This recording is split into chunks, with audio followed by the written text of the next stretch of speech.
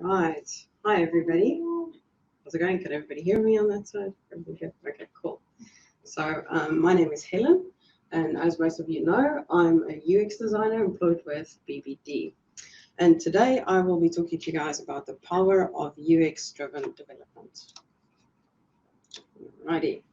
So I want to start off with 3 words that will demonstrate the power of UX-driven development to you, which is clickable, working, prototypes, right?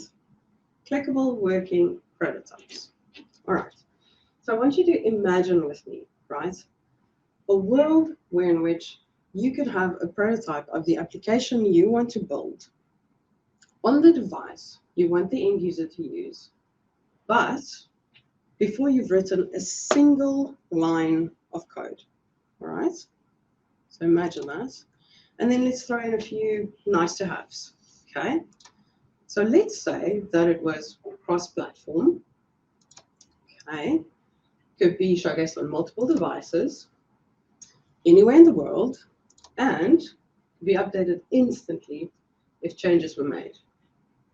Yeah? Does that sound idyllic? Absolutely. Absolutely, yeah. Me too, and I also love the beach. So we'll get back to this idyllic world later, but just keep it in the back of your minds. Right? Okay, so I want to talk a little bit about those 2 words at the bottom of the screen there on the right-hand side. Because I'm a UX designer, but I'm also a UI designer. And so is Sasha, who's sitting in the audience with us today here in Amsterdam. So most of you guys will know that UI at the bottom there is short for the user interface, right? Or in short, that's the way that an application looks, right? So oftentimes developers will come to us as designers and ask us to prettify an interface or make the GUI look a little bit better because they know that something's wrong with it, but they don't quite know how to improve it or what to improve, right? So, like good spices, anybody who knows how to cook here, UX is not something that should be added at the end of the process, right? If you know anything about cooking, spices should be added at the beginning of your meal, right? To give a good flavor and to make all that goodness come out, right? So it's the same thing with UX, okay? UX should be considered before development starts, all right? But now the question comes in, what is UX and what is it all about? So these are all fancy terms. What do they mean? Okay. So have you ever wondered how we get stuck on certain websites like YouTube or Pinterest and you just get lost there for hours and hours and hours and you end up going down a rabbit hole? You were looking for how to cook macaroni and cheese and then in the end you look up quantum theory. You know, you just get lost on it. Right? That happens a lot. Yeah, happens to me too. So the answer to all of this is user experience design. And that's what UX is short for, right? Okay. And user experience design is about helping users or clients reach their goal in the most simple and pleasurable way possible, all right? But this means clearly understanding who we are designing for and what they want from that solution. All right, so good UX will make your user's journey throughout your app or your website feel seamless and and effortless. That's the word I was looking for. There we go. All right. So I want to just tell you a story about McDonald's in the USA. All right. So again, this is applicable to the USA. And McDonald's wanted to sell more milkshakes in the USA. All right. So they had some customers, they interviewed them, and they asked them, how can we improve our milkshakes? All right. So they ask customers, what can we do? Can we make it chocolatier? Can we add these ingredients? Can we add some bananas? What can we do? Can we make it thicker? Whatever, right? And they made all these changes. And the users didn't buy any more milkshakes, or the customers, right? They didn't buy any more milkshakes. So that's a bit of a problem, right? As you can see on the next slide. What do we do now? Right? So they called in somebody called Clay Christensen, and he's a Harvard Business School professor. So he decided to go and study at McDonald's for 18 hours a day, right? So he went there, and he wanted to know how could they figure this out. And it turns out, right, that about half the milkshakes were sold before 8:30 in the morning. The customer just bought the milkshake, they drove off with it. It was the only thing they bought, and that's it, right? So he was quite shocked. And this is an actual photo of him confronting those milkshake buying customers. I'm just kidding. But he confronted the milkshake buying customers and he asked them why would they sometimes buy milkshakes, right? So it turns out that these people all had a long commute to work, right? And they weren't hungry yet by the time that they bought the milkshake. So this was like 8:30 in the morning. But while they were driving, they just wanted something to stay engaged with life, right? So that's why they bought these milkshakes. So that's the big thing, right? They wanted something that they could hold in their right hand while they were driving and just sip it for the whole commute. Okay, so this analysis showed McDonald's that milkshakes were not competing against Burger King's milkshakes. They weren't competing against Wendy's milkshakes or any of those normal competitors that you would think, right? So this is a complete mind shift. They were competing against bananas, Snickers, donuts, and even bagels, right, to do the same job. And you might think that this is what the customer wants, right? Because this looks really, really yummy. Amazing milkshake. This is what I want, right? This is what I would think that the customer wanted. However, turns out, slides work, there we go, that they actually just wanted something really simple and convenient, right? The milkshakes were much more easier and convenient than these competitors. They were easy to consume. They were took quite long to sip up with it. Little thin straw of McDonald's, and they lost it for the whole trip of these guys. They weren't messy in the car, all of that. So it was really just something very simple that McDonald's hadn't thought about. And once they realized that, the customers didn't actually care about the ingredients, right? All that they cared about was to still be full at 10 a.m. in the morning while they were driving and just to be entertained, right, throughout that little trip. Then the light bulb went on, right? Boom. And as soon as the light bulb went on, you know what happened? The sales increased by 7 times, milkshake sales. So that's a 700% increase. That's a pretty massive increase, right? So once they realized what the customers wanted, not what they thought they wanted, sales increased. All right, so I want you guys to look with me at some more, it's called relevant to coding examples. Okay. Yeah, so slightly more relevant. So this is a beautiful screenshot of Netflix, right? But have you guys ever been irritated by the auto play feature on it? Hover over? Yeah, anybody irritated by that? Yeah, exactly. Me too. There are very few people who aren't, right? But Netflix just assumed that the customer wanted this and decided that people wanted it. Most people find it unpleasant and unwanted. Right, or something else. Don't know if you can see that little like button there on the comment. Facebook mobile. Does anybody else have an issue with liking comments on Facebook mobile? Yeah. Yeah, well, okay, let me circle it for you and read it. There it is. Found it. Okay. Still see it? Still not see it? Okay. There, I've zoomed in for you. Nice and big now, right? Okay. Well, you know what? I constantly find myself getting asked whether I want to report that comment when all I want to do is just like it. Just want to like it, okay? And this makes for a really, really bad user experience, even though the interface, again, looks really nice, right? So this is my frustration that happens every single time. Right. How many of you guys have ever incidentally, like accidentally reacted with a laughing emoji if you've gotten bad news or Somebody's died or something, and then you quickly have to like go, no, I don't mean that. Yeah, exactly. Same thing, right? Really bad user experience in the end. All right, so it's about what the user experiences in the end. All right, so I have to make this a little bit more safe for work, but okay, so you guys have got it now, right? UX and UI aren't the same thing, and the one can be good and the other one can be bad, right? Or vice versa. But do we really need all the rigmarole with the user personas and all of those things? You know, I mean, come on, can't you just quickly design something? You're a UX designer, right? We just want to get stuff done, right? Actually, no, not really. And you know why? It's because UX consists of research, data analysis, and test results, rather than just that aesthetic portion of it that everybody thinks of. Okay, so research, testing, and prototyping before any of these aesthetic elements actually come into play. That's what UX is about. Okay.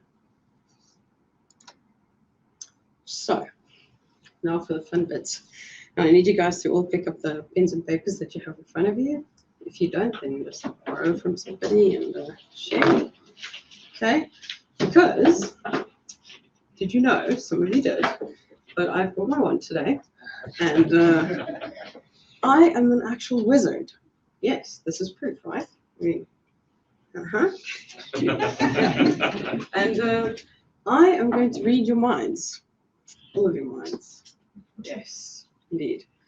All right, so I'm going to ask you 4 questions, and I want you to write down your answers. Okay, very easy.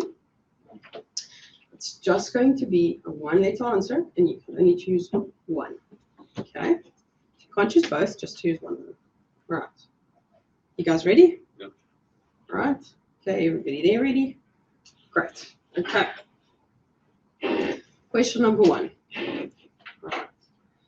When your social batteries need to be recharged, so your social batteries, do you need to recharge alone or with people? Okay, so I want you to write down an I for alone or an E for with people. Okay, when you need to recharge your social batteries, is it alone? Write down an I for alone or an E for with people. All right, everybody done? Okay, we'll just give you 1 more second. Okay, next question. If you're going to study a certain subject, would you like to know all the facts about it or the relationship between the facts and how they can be used in future? Okay. So I want you to write down an S for the facts and an N for the relationship between the facts. Okay. So again, if you're going to study a certain subject, would you like to know all the facts about that subject or the relationship between the facts and how they can be used in future? All right, so S for facts, N for the relationship between the facts. Okay, and you can only choose one. Sorry. Okay. All right, everybody seems done. Okay, everybody in South Africa, done. Okay, cool. All right, so next question. Almost there. This is 3 out of 4. Would you prefer to be known as a caring, sensitive, and fair person? All right, or reasonable, logical, and objective? All right. Fair, sensitive, and caring, that's the F, or reasonable, logical, and objective, and that's the T. Sorry, Andre, you have to choose them. You ready?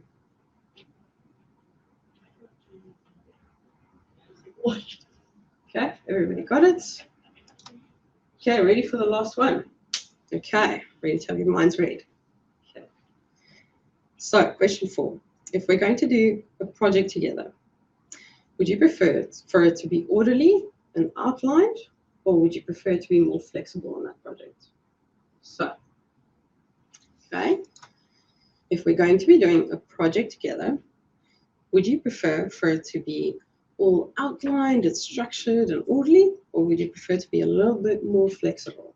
Okay, outlined and structured and orderly is the J, and then a little bit more flexible is the P. Yeah, so pick one. Slide. It's all according to you. And then you're ready. Okay. All right. Let's see. Okay. Ready? Legitimate. Let's see. Okay. Now, you should all have a 4-letter Myers-Briggs personality type in front of you that says INFP, right? No. What do you mean it doesn't say? What does it say then, Liesl? INTP. Oh. What about you, Renee? ISTJ. ISTJ. Well, actually, no. Actually, it worked exactly because, but you know what? There are actually 16 Myers-Briggs personality types. Yeah. So this was just a little demonstration to show you all that we're all different and we don't all think the same. And even though this short little test might not be exactly accurate, fairly accurate, but not exactly, you guys can go to 16personalities.com and just you can actually do a thorough test of your personality on there, or have a look at the person next to you, and they'll have a lot of articles on there that you can read up on. So yeah, that'll help you just a little bit about yourself. So yeah, hopefully that was fun and you learned that everybody doesn't think exactly the same, right? It did work. All right, so let's look at it in a different way. Which way is the ceiling going? Inside of the picture or outside? Inwards, outwards? The right answer. Yeah. Both? Maybe? Neither? Yeah. Okay. And what about this? What do you see? Is this a rabbit, duck, or a giraffe? A crow? No, I'm just kidding. There's no giraffe. It's just a rabbit or a duck. Well, it depends on which perspective you're looking at it from, right? It's a David, yeah, I like that. All right, and this one, okay. So are the lines straight or skew? I hear a lot of ahs and they're actually straight. So if you line them all up with the corners, they're actually straight, but our brain tricks us into perceiving them as skew. So it's not that there's anything wrong with you, it's just the way that we perceive things, right? All right, then I want you guys to think about a few cultural differences and situational general knowledge, maybe. Do any of you guys know who this man is? I'm looking at Ovi.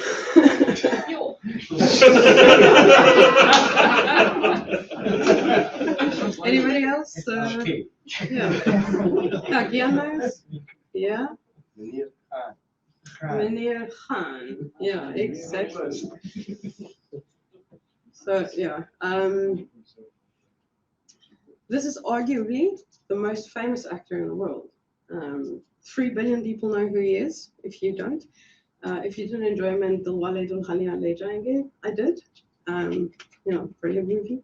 So his name is Shah Rukh Khan, and he's the most famous Bollywood actor alive today. So yeah, amazing actor. Or something else. Is Bluey your favorite cartoon? It's my kid's favorite. There you go. At least one of us knows Bluey. There you go. Yeah, well, it's an Australian cartoon and it's gaining a lot of traction now internationally. A lot of you guys don't know it. There you go. And this is a very Dutch one, right? I had to bring this in. Yeah, recently learned about this, but do you guys eat this when a newborn baby arrives? Yeah, South Africa. No? Okay. Well, this is called beschuitjes met muisjes, which is like biscuits with mice.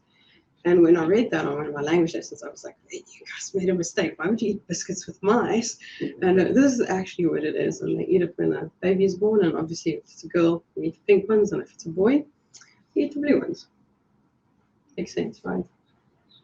Yeah, interesting. Okay. All right, okay, fine. But Helen, I've got a great idea for a product, right?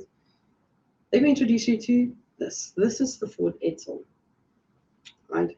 It's an ugly, overpriced, poorly made car that was introduced in a terrible time. It was introduced during the time of a regression, economic recession rather.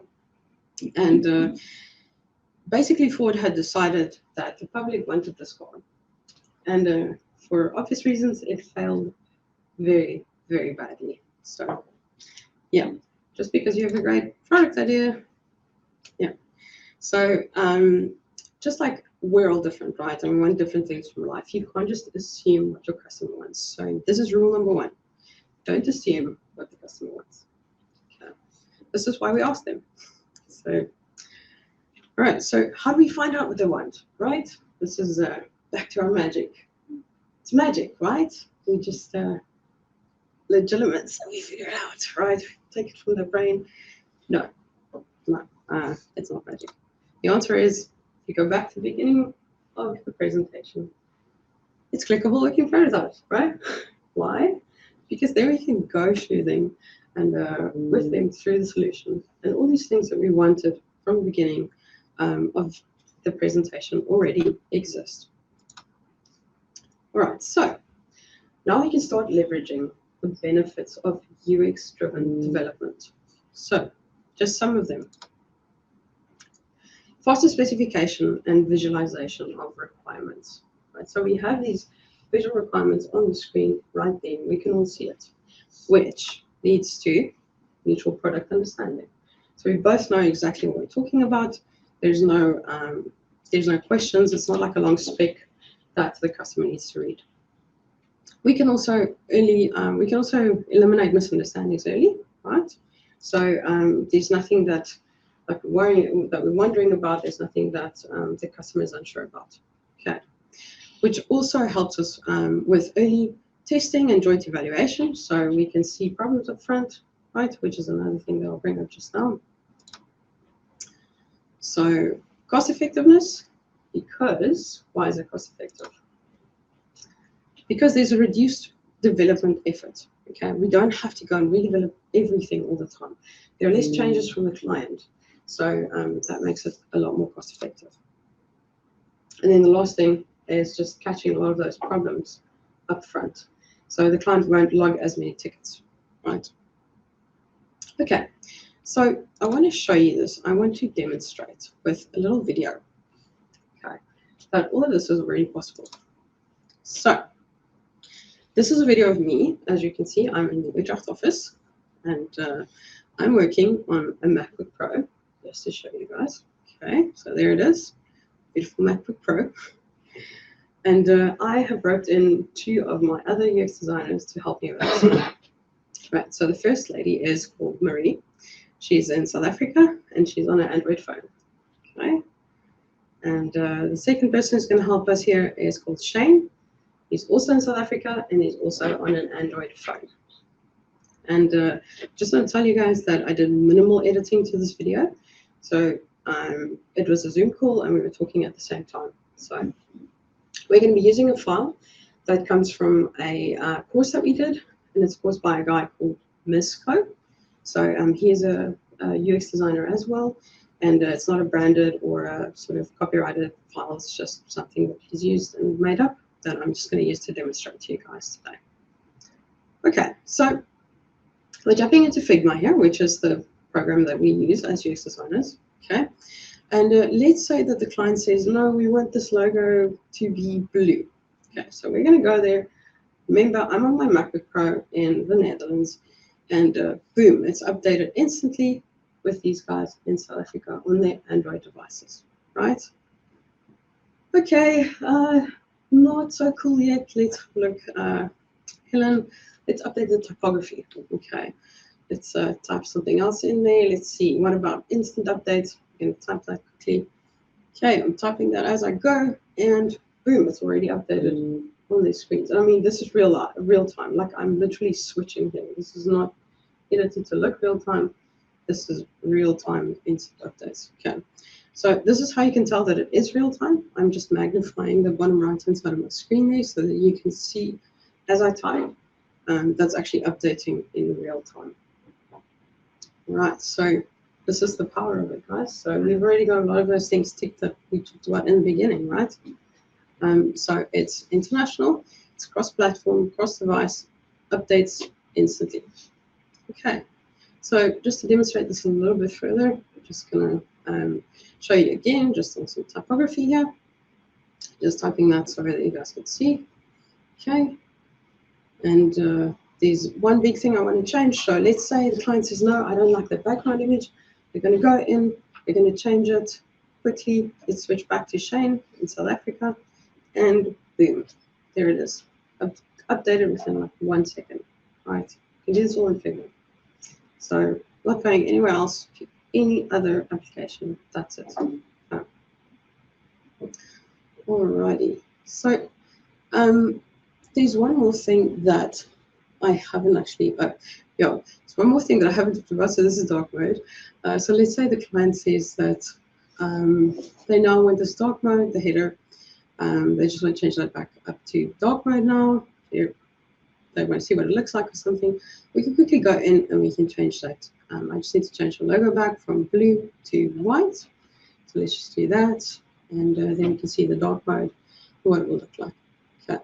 Again, both phones just instantly updated. Yeah, just happens instantly. All right.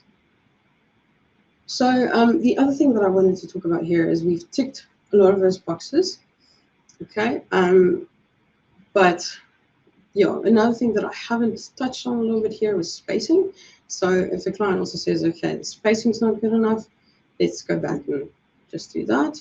But the last thing I want to really touch on is the fact that we haven't really talked about the clickable part. Okay, so we've done everything else. Working prototypes, that's all great, it's all instant, it all updates anywhere across the world, cross devices, platforms, whatever, right? OSs, anything, that's fine.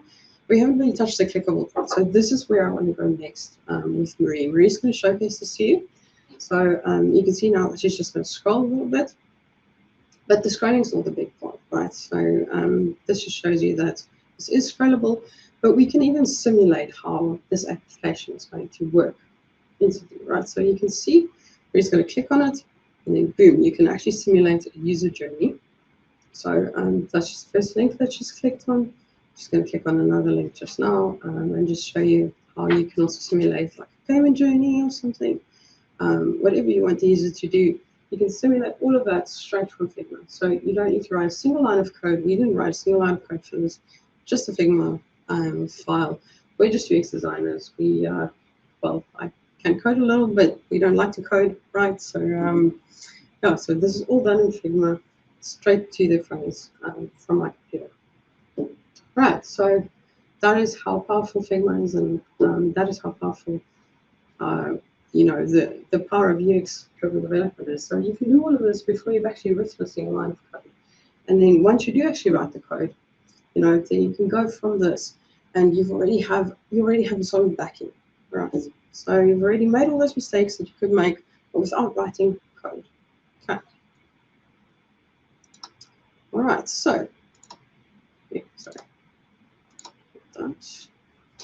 Sorry, can you just, there we go. All right, so if you've been wondering if or why you should be using UX design in your product design cycle, right? And this is the sign you've been looking for. Okay. Here's your answer. Okay. And the answer is not just to make your screens look pretty, okay? Because obviously we can make your screens look pretty, right? But it's not just to make your screens look pretty, because that'll just be lipstick on a pig. If your code is bad, or if you know, your user experience is bad, then that's just lipstick on a pig. So that's not what we want to do, right? There will be instances when you don't even need the pig, let alone the lipstick, right? Yeah. And that's what we can help you guys determine. Okay. So the answer is, right, that the beauty of UX design doesn't lie in the pretty interface, okay, but it lies in the principles that allow us to just shift our perspective, okay. No discussion here. Then we can see things a little bit differently, okay. We can put ourselves in the shoes of the users in order to give them what they want, not what we think they want. All right. So, finished off. Why don't we harness the power of UX-driven development together? Thank you very much.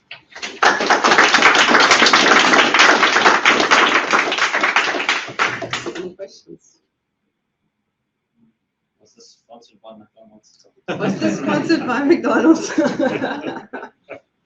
No. Also not 16 personalities. So, yeah, very interesting question. Anybody else? What do you think about the future of designers like yourself? I think somehow in the future we need to have some coding skills because the amount of gathering data would be really high scale for you. What do you think about the future of UX? Because we would need some coding skills. Is that correct? I think that's Is that what you think? Okay. Yeah, I do think that it's always a positive thing to have some coding experience as a UX designer, right? Because then you understand also the people who you are designing with. And like I always think as well, if you're designing a solution, so if I'm designing visual screens for an app, then I have to remember, okay, they're using Angular material, whatever, then I can use the Angular material sort of so sorry, they're using Angular, so I can use Angular material rather to skin this thing and to make it easier for the devs to develop, right? So that's a consideration that I have to keep in mind. So yes, it always helps to have some coding background if you are a UX designer or if you are a designer, just to also understand what's going on behind the scenes, but also so that you can make the life of the developers easier and you can help them to code a better product. So in the end, again, there's mutual product understanding. You guys both understand what's going on, and that that helps both of us. So yeah, Right. so it's good. Yes, One Aaron. question on top of that, maybe Please. in a statement. I actually think that we're at the beginning of a massive demand for UX. We've been getting by up until now, and our competitors are getting better at this. And it's nice to have a UX designer that understands the developer side of things. I don't think it's an absolute requirement, but I definitely see that that's going to be your competitive edge, is understanding your users. We've all done the personality tests, and unfortunately, certain personality types just don't have the chops to understand what the user wants. And I do think that there's massive space for UX in the next coming years. Yeah, thank you, Lawrence. Lawrence basically just said that he thinks that there's a lot of space for UX designers, and yeah, just especially in the coming years. So I'm not going to repeat all of that, but thanks, Lawrence. Yes. Sure. What do you? I don't know if it's not specific to Figma, but what is your view on AI in terms of its integration with UX? So Nice. it's being fed data like you requested data from us now. So if your system like Figma's being fed data, it should be able to predict what's the best flow for your users knowing your client base. Is that a possibility now, or is it? I think so. So just the question is, what is your view on AI and how it will integrate with UX? Basically, right? Am I hearing that correctly? Okay. So I basically think that there's a great possibility for that. Yeah, and like Sean was saying, is there a possibility to, for example, predict the user flow and that sort of thing? Yes, I do think so personally. I think Sasha will agree with me on that. Yeah, so that we can. Well, I think what AI is good at and what neural networks is really good at is predicting sort of behavior from people. So yeah, so again, we can really use that in there, and perhaps even predict like what they like and what they would want from a certain solution. So yes, for sure, definitely. I definitely think so. Does that answer your question? Anybody else? There was a question from the chat. How do you Question get from the more, chat? yeah, Sorry. how do you get more involved with UI and UX at BBD? How do you get more involved with UX and UI at BBD? Okay. So, well, you can speak to one of us who's a UX or UI designer. You can always send me an email, helenp@bbdsoftware.com. Feel free to just send me an email and I can steer you in the right direction. Yeah. There's another question as well. Yes, From, go ahead. from Another chat. question from the chat. I tried to read it, but it just went fast. So It's all good. it's quite an extensive question. It seems. Just an essential question. I can't read that far, sorry. But was there any other questions in the room? So you showed us Figma. Yes. What we other showed us tools Figma. are there that UI UX people wanting to enter into UI UX space can actually investigate and play with? Right. And from your personal findings, between Figma and other tools, what are the pros and cons between these tools? Okay. So I was asking about which tools you can use to sort of get into UI UX, that sort of space. So in Figma, because I've obviously showed you guys Figma, where does Figma fit in and all of that? So you do also have Adobe XD, which is also on a similar par at the moment within the industry. Although I would say that Figma is more of the industry standard, as well as Zeppelin. That's another tool that a lot of people are using. A lot of problems with sort of Adobe and Zeppelin and these things is that they're not free, whereas with Figma you have a free tier. So the nice thing there is that you can just go ahead and you can play with it for free. You can create X amount of files for free, that sort of thing. So that's quite nice. And there's tons of YouTube videos. So again, Mizko, Mizko, that's a nice guy that you can just check out on YouTube. And he's a really good designer, and just have a look at his videos if you're interested, and you can just start. But yeah, I would say that Figma is the easiest because it's free at the moment, and it's you don't have to install it. You can install it, but you can actually play with it on the browser, so that's also quite nice. Yeah. I'm not sure if you can read it. It's still a bit small for me because I'm blind. So can you just read it out for us? curiously, is the three-click rule you're using a user's attention span still applicable and applied to today, given that single-page apps are so predominant and the internet and web pages load so much faster? It's about the three-click. Okay, so it's about the three-click rule and whether that's still applicable because of single web apps and all of that.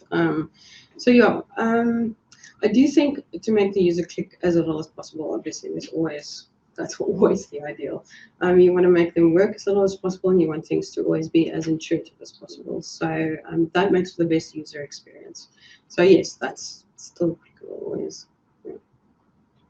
Yeah. Is there anybody else? Sasha, yes. Go ahead. So you pretty much went over kind of like a process flow that someone within a UX UI design within BBD can follow. Yeah. So I'm wondering, within BBD specifically, do you see value in actually separating those roles into very specific positions? So to have dedicated UX designers, dedicated UI, and then dedicated user testing people, or just to have everyone kind of cover all those bases? Maybe within the years to come, but what is your view on that? Okay, so basically Sasha's asking if there's maybe a space to separate UX, UI, and then user testing within BBD. Sorry, is that correct? Yeah. Okay, I just want to show you. Yeah, so I do think that there is value in that. At the moment, obviously, we're too small and we're too small of a department. But I'm hoping that in the years to come, then that yes, we can definitely do that, because I do think there's a lot of value in having maybe people who are more dedicated to UI, maybe people who are definitely UX testers who will go through everything and test all of that, because we don't have enough testers, period, I think. That's another one of my things that I definitely personally think. And then, yeah, just as somebody thinks about the UX, which is a completely different way of thinking, other than UI, other than making things pretty, just so yeah, that's a completely different thing as well, from a completely different perspective, different way that you have to think. So I definitely think that there would be a lot of value in that. Yes, we could. Question. Yes. So for me, one thing that's been curious as well as in my time as a developer, the difference, how do you differently approach business systems that's aimed towards internal users versus open systems that's open to the public and stuff like that? And then maybe just a little bit of spice to that question. In terms of breaking into a market that's unfamiliar, into an industry, maybe a different country or an industry that you're not very familiar with, how do you start? Where do you start? Oh, wow. Okay, it's a very complicated question. Sorry. That's all right. So I'll try and summarize. But Lawrence was just asking, how do you sort of differentiate between an internal market and then sort of for an internal company or for the company's internal people for an external market? And then, sorry, what was the last bit? Can you just say The that last again? was just about different industries or different Oh, locations how do you which break you're not familiar into? with. How do you break into an unfamiliar industry? All right, Yes. and how do you start with that? So for me, if I'm looking at the company's internal versus external markets, I would always do different user personas for them, and I just sort of see how do they differ, because that's number one for me. Always the first thing to do. Yeah, interview these guys, ask them. Again, that's number one of my thing, right? Is ask people. So it doesn't matter we create a project and nobody wants it, right? So for it till anyone, yeah. So ask these people, do questionnaires, surveys, ask them what do they want, find out who the users are, and then you can design for them. That's what I think the first thing is. Number two, I think if you're breaking into an unknown market, Sasha, you can also help if you have any ideas, but what I would do is I would also try and get an insider. So if you want to break into the Dutch market, then, let's just say, hypothetically, but then I would get a Dutch person and ask them, hey, does this feel relevant to you? Do you, think any of this works? And all of that, because they would be the ones who know the best, right? So, yeah, that's, Sasha, do you want to add anything? Yeah, well, I think you also covered it in your talk when you went over like the different cultural differences. Yes, so it's exactly. about geographical region as well. Yeah, Like so, an interface that's English versus Arabic needs to sort of structure completely differently. So a whole exactly. bunch of different considerations which you did cover as well. So that's kind of the cultural, geographical. Yeah, so cultural differences, geographical differences, and Sasha was saying how if you have, for example, an Arabic interface that's right to left reading, then that has to be structured completely differently. So we just need to think about those kinds of things when we are breaking into those markets. Right. There's one more question. Oh, there's one more question. In the chat. Did I understand correctly that McDonald's milkshakes are forgettable, which they are, but they're popular because they're fast and easy to consume? Because that describes YouTube exactly. Maybe. Who knows? That's what the user wants. So fast and easy. You can take that any way you want. YouTube Shorts. Yeah, YouTube Shorts, right? It's TikTok. So, yeah, I guess so. There was one other question. It's not showing at the moment, but it was something along the lines of how do you handle a major rebranding at a company? Oh gosh, how do you handle a major rebranding of the company? There was another question, sorry, that we didn't quite catch, but it was something along the lines of that. Wow, yeah, again, I would always go back to ask the user. So again, go back, ask these questions, do these interviews, always, I would always say, ask them, what do they want? Because like this is a story I was going to tell in my talk, but then decided against it. But we went to the Danielle and I and some other people went to the European Women in Tech conference earlier this year, right? And there was a lot of things where people were talking about this great product that they have, and this lady was speaking from Babel, and I went to listen to that talk. And then she said, like, we marketed this thing like 9 times, and we didn't come right, And I thought to myself, okay, they're like, oh, we got it right the 10th time. And I thought to myself, but did you even ask people, do you want this thing? So that's a big takeaway for me of all of this is, again, just ask people, what do you want? What's the, do surveys, ask people, because oftentimes it's not what we think, or, I don't know if you've ever tried to sell something, but a lot of times it's not what we think. Like if you go out and try and sell orange juice, maybe if you sell lemon juice instead, the lemon juice is the thing that sells. You don't know, because it tends to be something that we don't think will sell. That is the thing that sells. So That's why we need to ask people, and that's why we need to do these things. So that's why UX, right? I think Seems let's that's wrap it up. Yeah, thank you very much, everybody. Thanks for listening.